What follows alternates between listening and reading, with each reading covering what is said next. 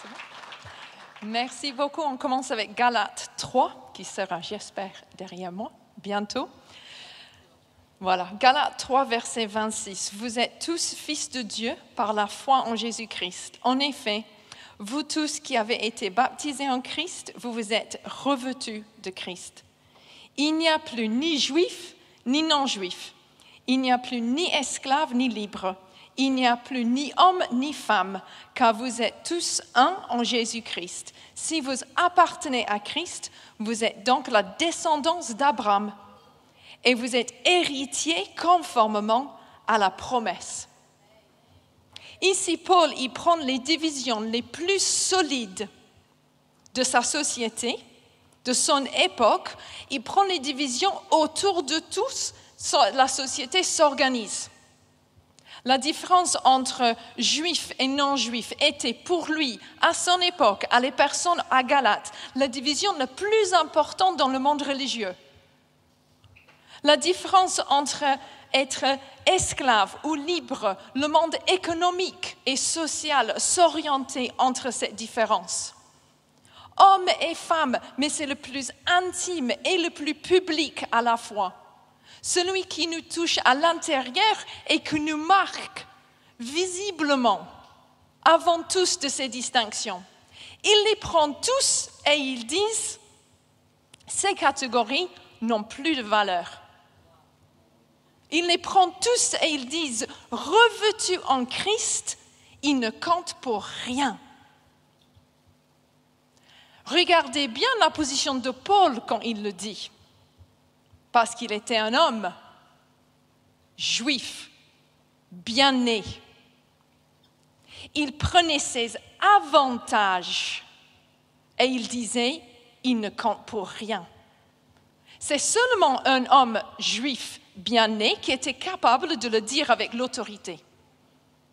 Sinon, ça pouvait avoir l'air réclamation. Ce n'est pas une réclamation, c'est de sa part une renonciation. Il renonce ses avantages. Donc, on prenait un moment, nous, maintenant, on va dire que c'est quoi dans nos jours? Nous n'allons pas, je pense, travailler beaucoup sur juifs, non-juifs. Moi, je suis non-juif. Je pense la plupart de vous aussi. La différence socio-économique ne s'exprime plus ici, au moins, en esclaves et libres. Mais c'est quoi? Quelles sont les différences qui nous touchent, qui sont pour nous aujourd'hui, visiblement, la manière dans laquelle on s'organise? Quelles sont les divisions qui sont en place? Ce n'est pas un jugement qu'ils disent, mais ils sont là. Qu'est-ce qu'ils sont ces valeurs, ces catégories qui expriment la hiérarchie de nos vies? Et je vais vous poser première question, quelles sont les distinctions dont vous bénéficiez? Prenez un moment. À quel point votre identité vous gagne des avantages? J'ai eu l'expérience dans ces derniers jours, bénie par Brexit que je suis, d'avoir changé de catégorie dans une manière assez fondamentale. Je me trouve devant la préfecture à 8 heures du matin avec plein d'autres personnes, ravies d'avoir enfin un rendez-vous. Je parle avec quelqu'un? Avec mon dossier que j'ai regardé 1000 fois. Et quand moi j'arrive à la préfecture et ils regardent les documents, ils ne regardent pas très prochement. Ils font « Ah, rendez-vous Brexit. » Ah ouais. Ben, il y a d'autres personnes que leur dossier est regardé, pas dans la préfecture, je parle de la police devant la préfecture, sont regardés avec beaucoup plus de soin, beaucoup plus attentivement, parce que j'ai bien l'avantage d'être blanche. Et mes enfants aussi. Donc quand j'étais accompagnée par mon fils, ils ont dit « Ah, il est mineur !» Ah, mais non, il ne l'est pas. Bon, mais on passe. Tous les autres, c'était trié, mais nous, non. Donc, regardez-vous honnêtement, quels sont vos avantages et prenez la position de Paul. Renoncez-les. Renoncez-les. Ici, dans l'Église, renoncez-les. Vous n'avez pas ces avantages. Vous êtes revêtus de Christ. Il faut choisir. Vous voulez l'identité donnée par Christ ou par le monde? Mais choisissez. Donc je renonce mes avantages. Parce que j'en ai. En même temps, quelles sont les distinctions, quels sont les aspects de votre identité qui ont été utilisés pour vous exclure ou pour vous réduire? Et là, il y en a aussi. J'ai vécu en Afrique du Nord et Afrique de l'Ouest. J'ai eu plusieurs fois ma main refusée par les hommes parce que de me toucher était impur. Là, il faut vraiment prendre position devant Jésus pour savoir qu'il n'y a rien en moi qui rende quelqu'un d'autre impur. Mais ça touche quand quelqu'un recule de moi en tant que femme. Soyez libérés, vous êtes revêtus de Christ. Prenez chacun de ces moments qui ont fait peine et donnez-les à Jésus. Et dit, en lui, revêtus en Christ, nous sommes tous un. Et je veux travailler juste un moment avec vous, et je pense que c'est peut-être quelque chose qui parle à cette société. On a quand même, moi j'ai vécu grâce au Brexit, c'est un don qui continue à donner les possibilités de perfectionnement en Christ. J'ai eu mes diplômes refusés. OK? Non, honnêtement, là je vais être franche, c'était une erreur. Elle n'a pas le droit, mais qu'est-ce que tu vas dire? Je présente mes diplômes en postulant pour un travail et ils me disent « Ah mais non, ils ne sont pas européennes. » Ben non, désolé. Moi, je l'ai vécu pendant 15 minutes, cette expérience. Ouais? Et finalement, j'ai eu d'autres postes. Il y en a qui ont vécu ça 15 ans. Moi, je connais les architectes. Ben, ils ne sont plus architectes.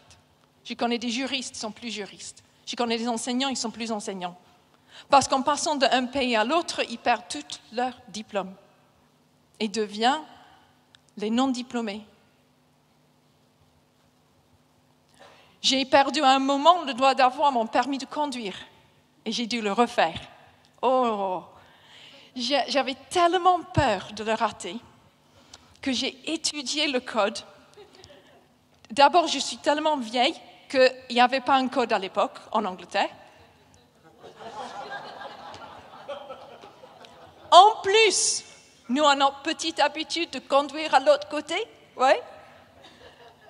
J'ai tellement bossé le code que j'avais la meilleure note dans la salle.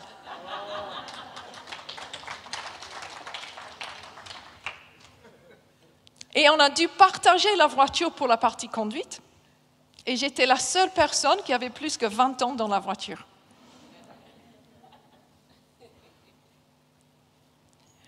Mais ça m'a montré, c'était comme une toute petite moment de compréhension de ce que c'est d'avoir une compétence pour laquelle vous avez travaillé, et puis c'est parti.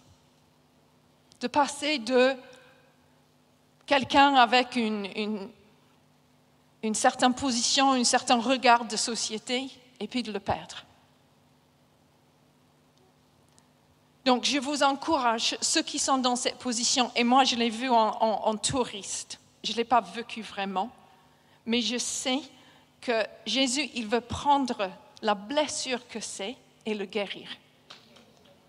Pour que vous savez que si vous appartenez à Christ, vous êtes la descendance d'Abraham.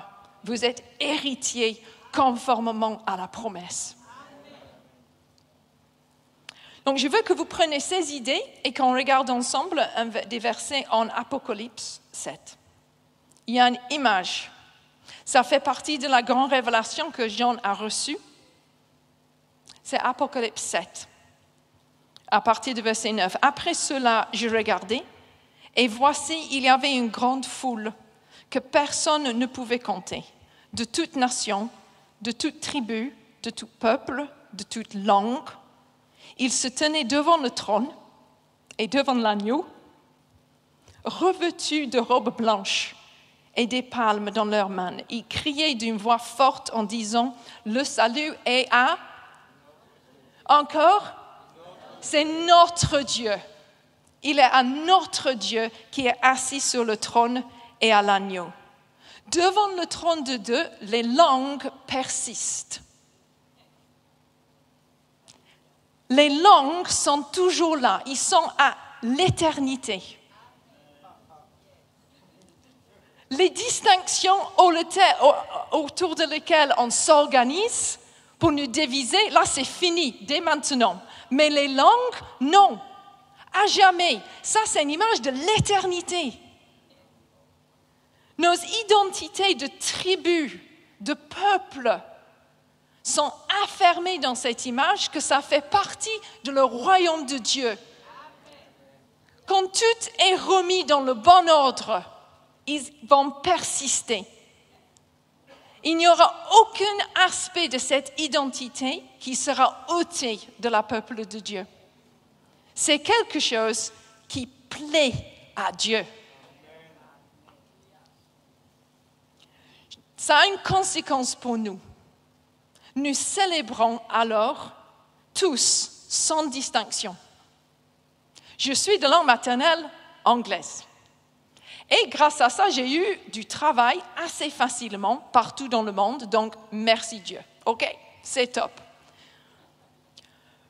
Mais cette dominance culturelle et linguistique ne fait pas partie du royaume de Dieu.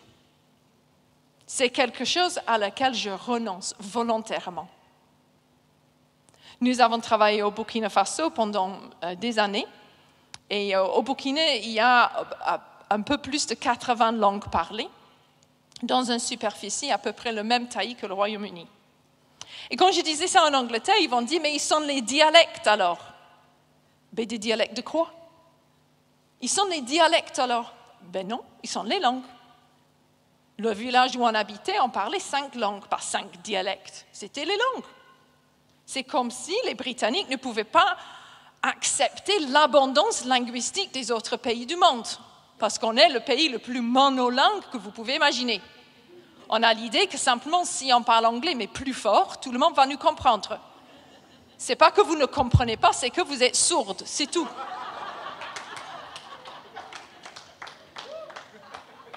Moi, je parle né d'un papa qui a fait ça partout dans le monde, crois-moi. Hein? Plus lentement, plus fort, ils vont nous comprendre.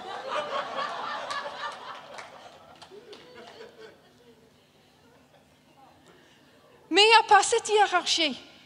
Chaque langue est chère à lui. Ce n'est pas des dialectes dans ce sens de mépris. Il n'y a que seulement 300 000 personnes le parlent. Mais qu'est-ce que vous voulez dire que 300 000 personnes? Nous croyons que Jésus est venu pour chaque individu. Ne mets pas dans la poubelle une langue parce qu'il n'y a que 300 000 personnes qui le parlent. Hein? Implantez une église de 300 000 personnes et je vais vous écouter. Hein? Moins que ça, non.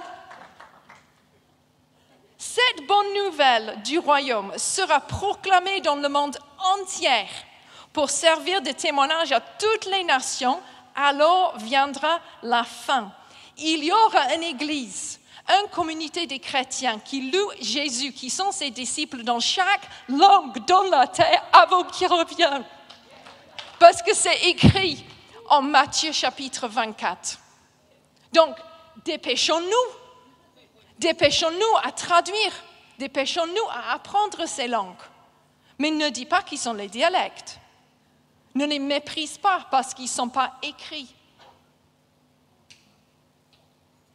Parce que l'agneau, quand il est loué dans le livre d'Apocalypse, le chant qui était chanté, le cantique nouveau, c'est que tu es digne de prendre le livre et d'ouvrir les sceaux, car tu as été offert en sacrifice. Tu as racheté pour Dieu par ton sang des hommes de toute tribu, de toute langue, de tout peuple, de toute nation. Ça fait partie de son identité. Et je veux ajouter de mon expérience personnelle qu'en étant dans les situations transculturelles, combien j'ai appris dans ma foi et combien ça m'a aidé dans ma vie de disciple. Donc, en lisant la Bible dans les autres langues, on le lit, mais il y a les choses qui nous frappent comme si on ne les a jamais vues. Il y a les tournages de langue qu'on dit « Ah ben oui, je ne l'ai jamais vu comme ça ». C'est beau, vivre avec les chrétiens de notre culture, de vivre, travailler en équipe avec les Brésiliennes. Les Brésiliens, j'ai entendu un « oh, oui, merci ». Je veux dire que j'ai appris. Et en effet, je n'ai pas appris de mes collègues brésiliens. J'ai vu à quel point je dois apprendre, qui n'est pas la même chose. J'ai vu une chaleur relationnelle qui m'a étonnée. Une simplicité d'acceptation et d'accueil entre eux que je n'ai jamais vue. Et que ma culture, en tant que Britannique, m'a pas donné. Et je précise que je ne l'ai pas appris, donc je reste ouverte à être encore enseignée. Mais j'ai vu la marge de progrès qui m'est possible. En étant au Burkina Faso dans l'église, j'ai appris que dans mon expérience de culte, je n'ai jamais vraiment été super heureux à l'idée du retour de Jésus. C'était une truc, en principe, c'est une bonne chose, c'est en principe, en théorie, oui. Mais là, si on parlait de ça, on pouvait danser pendant des heures et des heures, mais une joie, une anticipation, que ça va être le plus beau jour possible. Et je reste dans cette position que je vois la marge, la différence entre mon expérience et leur expérience. Mais ça m'interpelle. Ça m'ouvre, ça ouvre mes yeux pour voir qu'il y a d'autres choses à apprendre à vivre. Même des trucs super simples, mais vraiment, honnêtement, bêtes, ok? J'ai grandi dans une petite ville, pas loin de Manchester, mais entourée quand même par des fermes. Et donc, j'ai grandi en sachant ce que c'est un mouton. Oui, un mouton est comme une grande boule de neige, ouais, avec des petites jambes qui sortent et une tête. Oui? Mais quand tu le dessines, c'est comme un nuage, oui, avec les jambes. Oui? Oui? Il y en a qui connaissent ces moutons-là? Voilà. Ça, c'est un mouton. Voilà. Un chèvre. Ah, mais non. Un chèvre ne se ressemble pas à un nuage. Un chèvre, on voit la forme du corps et tout. Donc, quand moi, je lis la parabole des moutons et des chèvres, c'est très facile de voir la différence entre un mouton et une chèvre où moi j'ai grandi. Quand je suis allée au Burkina Faso, j'ai enseigné l'anglais, j'ai dessiné un mouton version nuage sur le tableau et j'ai dit « Qu'est-ce que c'est ?» Et ils ont dit « Un nuage ».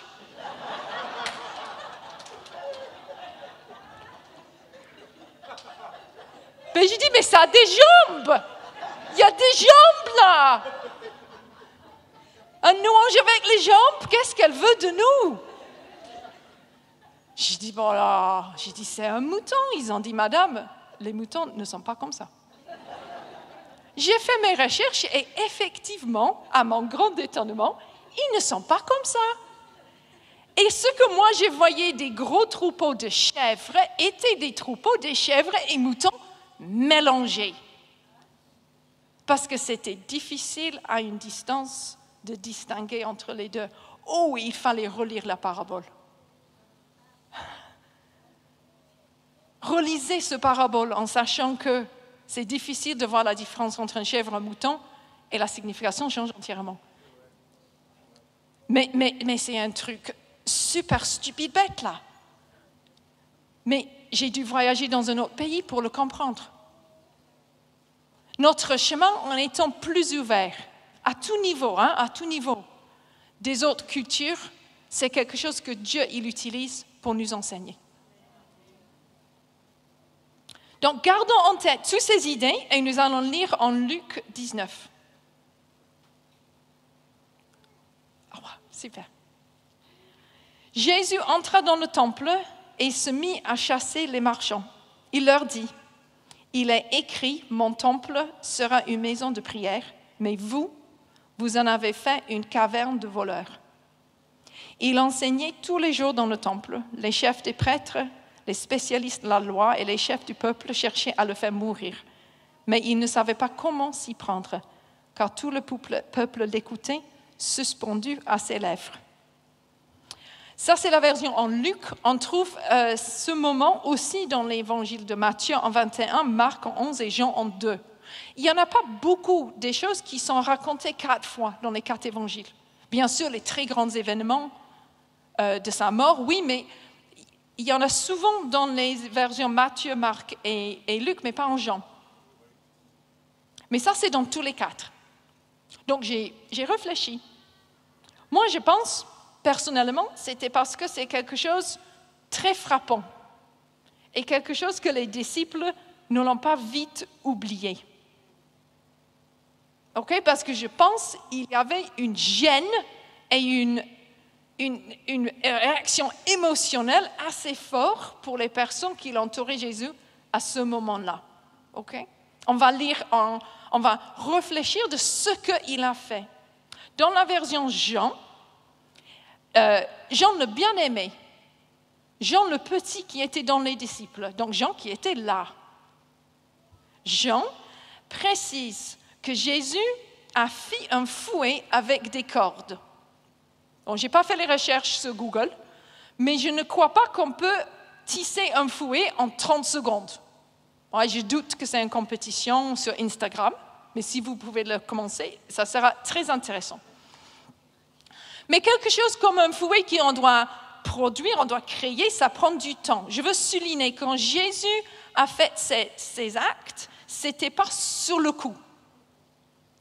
Ce n'était pas quelque chose dans un acte passionné, spontané. C'était quelque chose réfléchi. Aussi, je veux souligner qu'un fouet n'est pas doux. Ce n'est pas quelque chose qui est associé avec la gentillesse. Si vous rencontrez des chiens sauvages en Afrique du Nord, vous prenez juste un caillou. Vous n'avez pas besoin de le jeter. Ils savent déjà. Qu'avec un caillou et un humain, il n'y a pas un bon fin pour un chien. Également, si vous pouvez penser à les activités ludiques et intéressantes à faire avec un fouet, viens me voir à la fin. Parce que moi, j'en ai pas. Jean précise, et j'adore quand il y a les tout petites précisions dans la Bible, ils disent il dispersa la monnaie des changeurs. Tching! Tu imagines le bruit? Ils renversent les tables. Ils avaient tous les petits tas de monnaie. Et ils sont partis partout par terre. Tching! Non, Jésus était frustré avec ses disciples. Oui, on le voit plusieurs fois. Pour le manque de foi, pour les questions. À plusieurs reprises, il exprime sa frustration.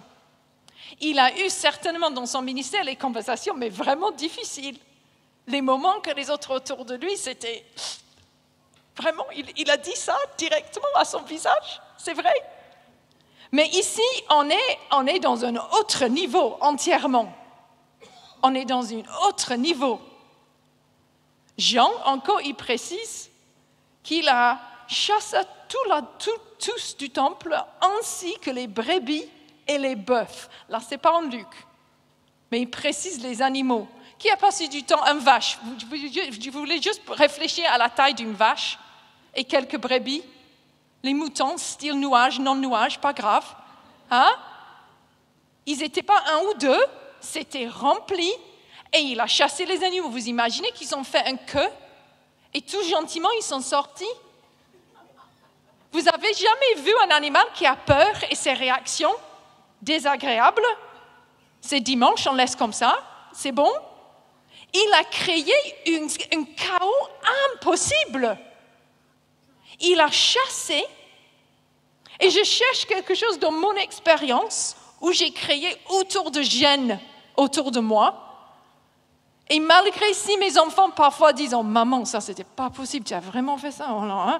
Honnêtement, j'ai jamais arrivé à ça. Je vais peut-être mettre ça comme une ambition pour le futur, mais je ne l'ai jamais fait. Et après, j'adore qu'ils disent « Ses disciples se souviennent qu'il a écrit « Le zèle de ta maison me dévore ». Ah, ils ont interprété ça comme le zèle après. Je ne crois pas, au moment, ils disaient « Ah oui, là c'est Jésus, mais vraiment dévoré par le zèle ». Je pense qu'ils disaient « Mais quel bruit, quelle honte, quel scandale il est en train de faire ». Et j'ai choisi la version Luc parce que Luc fait le lien entre le moment où Jésus était dans son ministère. Matthieu, Marc et Luc tous précisent que c'est après la rentrée triomphale de Jérusalem et quelques jours avant sa mort. Et Luc est celui qui fait le lien entre le désir de les chefs et les autorités à l'époque de le tuer et cet acte. Quand j'ai été prof au collège, quand j'étais confrontée par un comportement, par un élève, il n'a pas fait ses devoirs, ou il bavarde, ou il fait... Voilà. Et on commence à lui parler, et il commence à se justifier. Et je lui pose la question, est-ce que tu penses que tes paroles augmentent la possibilité d'une punition ou le réduisent? Toi-même, qu'est-ce que tu estimes? En se levant et criant dans une manière impolie, tu augmentes ou réduis? Et même les collégiens arrivent à distinguer qu'il augmente la possibilité. Ici, Jésus, il augmente la tension avec les pharisiens et les chefs du temple, ou il...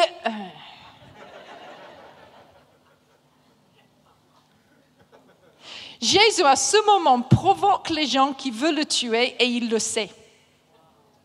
Il le sait. Et ce qui me frappe, c'est que ce n'est pas comme il est venu ce jour-là trouver que le marché s'est installé dans les temples depuis sa dernière visite. C'est comme si je dis, hier j'étais à la place de la Comédie, il y avait une manifestation. Ceux qui habitent à Montpellier, ils vont dire, et alors? Oui? Désolée, je suis en retard parce que le tram n'est pas venu, n'a pas marché, était bloqué par une grève, etc., etc. Oui. Donc, ce n'est pas qu'il est venu le découvrir. Jésus fréquentait le temple depuis sa naissance.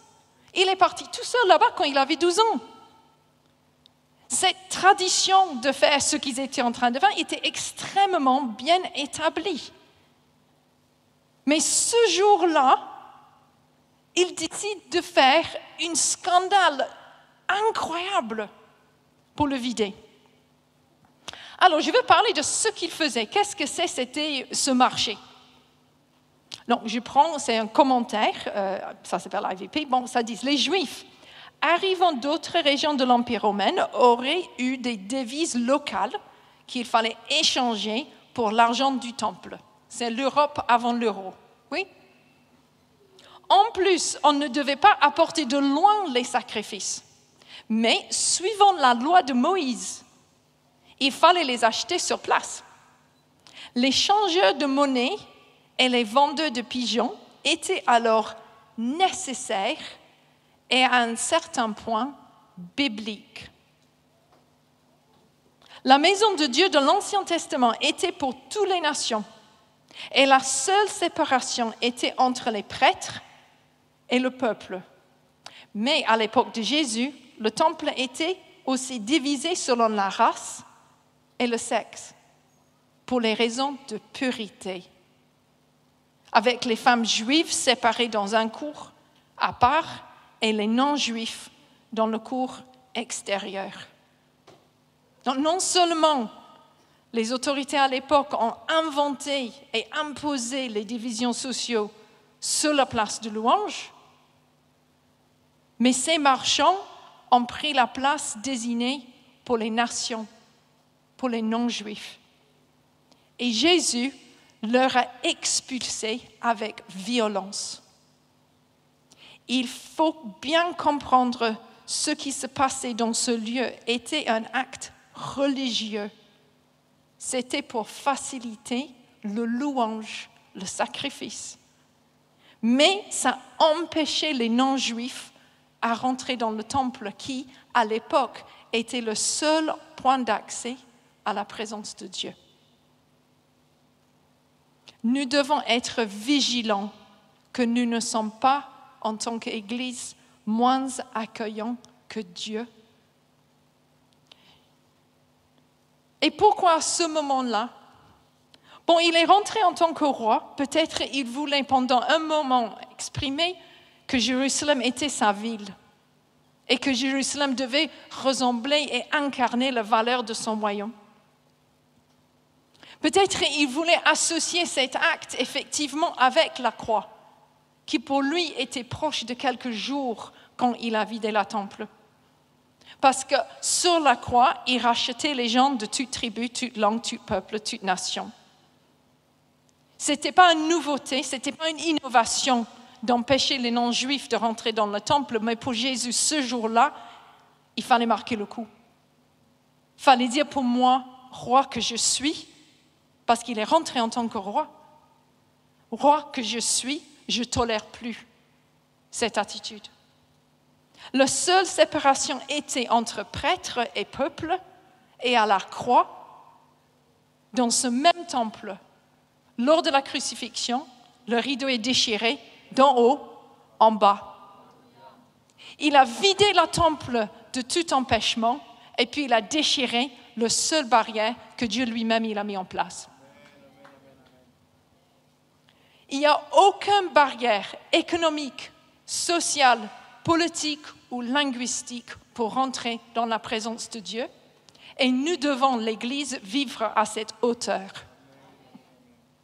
Jésus ne va pas être patient avec ce qui empêche les gens de rentrer dans son royaume.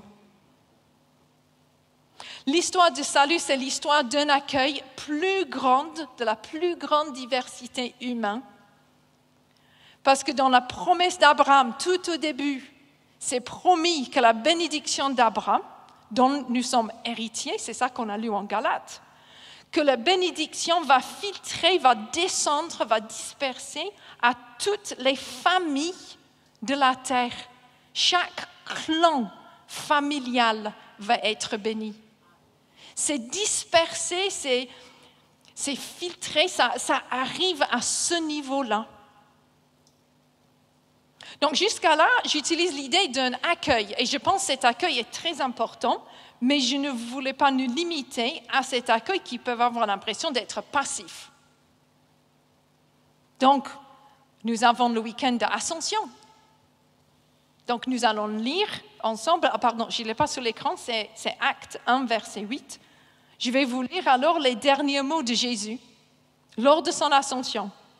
Mais vous recevez une puissance, le Saint-Esprit survenant sur vous, et vous serez mes témoins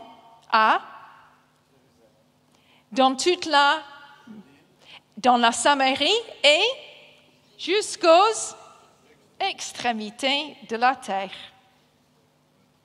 Nous recevons, nous tous, un accueil total, sans limite, sans distinction, et nous avons cette invitation à annoncer jusqu'aux extrémités de la terre. Je voudrais vous montrer quelque chose dans la vie de Paul. Quand Paul il parle de ce que nous allons nommer son appel ou son ministère, il n'utilise pas ces termes. Donc, Paul était distingué parmi tous les apôtres comme celui qui partait vers les non-juifs. C'était sa particularité. C'est lui qui l'a commencé, qui l'a reçu. Il était pionnier. Et c'est lui qui a reçu l'idée, toute la théologie de le pourquoi c'était la suite logique de la mort et résurrection de Jésus. Et quand lui, il parle de ce que nous allons nommer son appel, il utilise un autre mot. Je vais le lire en 3 fois. En Éphésiens 3, ils disent « Moi, qui suis le plus petit de tous les saints, J'ai reçu la grâce d'annoncer parmi les non-juifs les richesses infinies de Christ. Je crois, nous, on aurait peut-être la tentation de dire qu'il a reçu l'appel d'annoncer parmi les non-juifs. Mais il le nomme une grâce.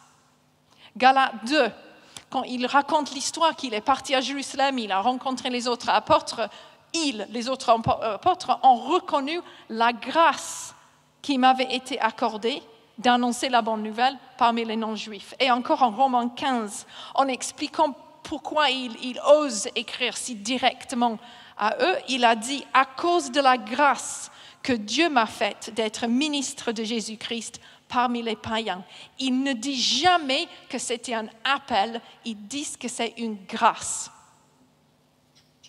Il ne dit jamais que c'est une demande ou une commande ou une instruction. Ils disent que c'est un cadeau. Pour moi, ça change tout. Non? Qui veut une nouvelle liste d'instructions à obéir? Non, merci. Qui aimerait un cadeau? Oui. C'est pas compliqué. J'ai pas vécu ma vie sur une liste des instructions de Jésus. Je vis ma vie avec lui en recevant une grâce, après une autre grâce, après un cadeau et puis un don. Un après l'autre, après l'autre, après l'autre. C'est pas que je me lève le matin et il me demande une liste d'instructions. C'est que je me lève le matin, il me reçoit, il me donne la grâce. Paul a reçu la grâce d'aller envers les non-juifs. Cette idée s'accorde complètement avec la prédication de Toan il y a quelques semaines. Si vous n'étiez pas là, c'est sur YouTube. Je lui fais un pub, c'était excellent. Je peux être beaucoup plus brève parce qu'il a tout fait le travail pour ça. Nous ne sommes pas envoyés par obligation. Nous ne sommes pas envoyés parce que les gens ont besoin. Nous sommes envoyés parce que nous avons reçu la grâce. Nous sommes envoyés comme un cadeau, pour être un cadeau. Ça change tout. Et c'est absolument logique. Le cœur de Dieu pour les nations exprime sa générosité, son amour. Combien ses bras sont grands ouverts. Et je veux juste témoigner que moi, c'est vrai, j'ai vécu dans plusieurs pays, j'ai appris des langues, oui, j'ai fait ça. Mais je veux témoigner, en faisant ça, c'est une expression de la bénédiction de Dieu dans ma vie. Moi, je suis un béni de Dieu. Ma grâce est effectivement d'aller et j'ai reçu une quantité scandaleuse de générosité. Mais une scandale. J'ai eu une fois une expérience, c'était rigolo, mais peut-être lui, il a peu vécu comme ça. Nous sommes arrivés dans une ville et c'était avec une innocence totale. Il y a une innocence, même quand on est un peu plus âgé, quand on déménage d'un pays à l'autre. Parce qu'on devient comme des petits-enfants. Et parfois, pas toujours, mais parfois c'est plus facile. Donc, c'était mon mari qui l'a fait. Il a fait un programme, il a réservé des vols pour aller. Et il devait trouver un appartement pour vivre ou une maison pour vivre, trouver une école pour les enfants, faire un compte bancaire. Bon, voilà, il y avait une liste, voilà. Et donc, il est parti et il a tout fait. Et il est revenu. Super. Et après, on a compris à quel point c'était impossible de faire tout ça dans une semaine. Jusqu'à un de les frères de l'église a dit, mais moi je connais les gens qui prient pendant un an et demi pour trouver une maison et vous l'avez trouvé dans 5 jours. Et il a dit, c'est pas juste ça. Et j'ai dit, amen. Parce que, désolé, moi je ne veux pas vivre dans ce qui est juste. Moi j'ai besoin de la grâce. Donc, je veux vous encourager, ceux qui sont mais vraiment touchés par cette matinée, que Dieu peut-être vous demande un pas de plus, une orientation autre, un engagement, mais c'est un engagement envers un Dieu qui a ses mains ouvertes pour vous donner la grâce, que ça sera un cadeau. Et même dans les moments difficiles, parfois, pas toujours, j'ai ma famille ici aujourd'hui, donc il faut que je fasse attention. Hein. Pas toujours, mais à mes meilleurs moments, même dans les moments difficiles, on dit, après, ça sera une anecdote excellente. Ça sera une anecdote excellente. On va en sortir et on va dire, mais dis donc, crois-moi, c'est passé comme ça. Mais oui. Que Dieu nous donne la grâce de vivre, d'exprimer son cœur pour les nations. Amen.